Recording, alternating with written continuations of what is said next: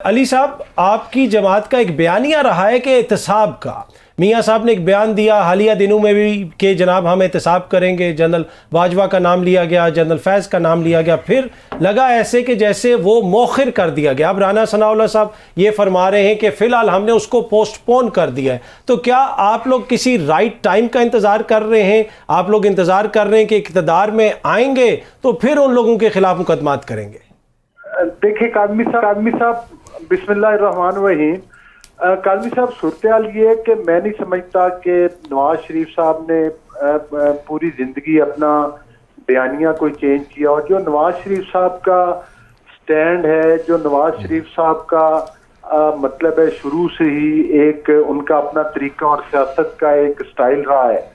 اور ظاہر ہے وقت کے ساتھ ساتھ انہوں نے یہ بھی کئی دفعہ اعتراف کیا ہے کہ انہوں نے حالات و واقعات سے بہت کچھ سیکھا ہے.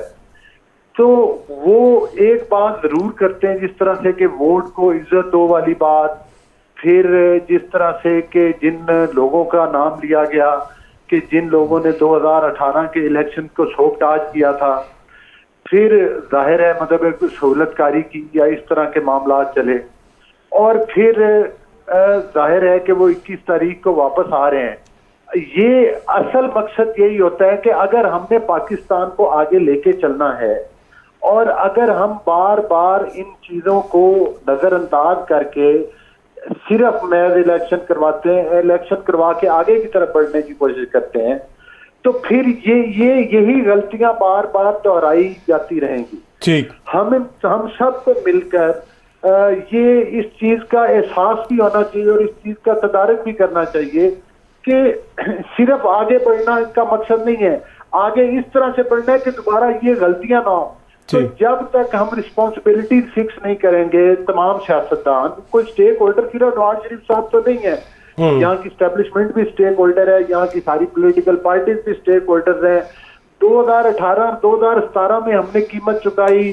پرویز مشرف کے جو مارشاء اللہ تھا وہاں پر ہم نے قیمت چکائی. کئی دفعہ اپنی حکومتیں توڑوائی، سارا کچھ پروسیس ہوئے، لیکن وہ چیزیں بار بار ہوتی رہیں. آج اگر ہم نواز شریف صاحب کو یہ کہتے ہیں کہ وہ ان کی خاموشی کا مقصد یہ نہیں ہے کہ وہ اپنے موقف سے دستبردار ہوئے، تو پھر مطلب وہ جو میں نے عرض کی ہے کہ سر اگر جب آپ اقتدار میں آتے ہیں تو پھر آپ لوگ مقدمات قائم کر سکتے ہیں، یہ آپ کہہ رہے ہیں؟ دیکھیں اس کا ابھی باتیں جو ہے کہنا جو میں قائدی کا کارکن ہوں، قبل از وقت ہے. ٹھیک، لیکن ظاہر ہے کہ اس وقت جن حالات میں ہم گھرے ہوئے ہیں، جو معاشی طور پر ہمیں چیلنجز ہیں، جو ہمیں سیاسی انتشار کے چیلنجز ہیں، میرا خیال ہے کہ ہمیں پرائورٹی پر پاکستان کی معیشت کو رکھنا چاہیے.